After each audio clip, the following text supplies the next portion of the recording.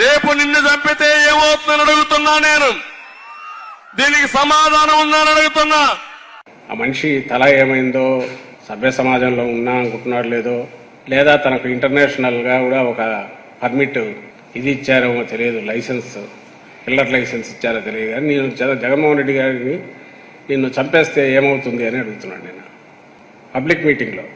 సెనిల్టీ అనుకోవడానికి లేదు. ఎందుకంటే మొన్న ఆయన ఎక్కడో నిలబడి రాళ్ళు ఒక్కొక్కరు రాయి తీసుకొని కొట్టండి అనగానే సాయంత్రం విజయవాడలో ఓడోడో కొట్టాడు. వాళ్ళ మనిషి ఉన్ను ప్రేరేపించి పంపిస్తే కొట్టాడు జగన్మోహన్ రెడ్డి గారి రాయితో.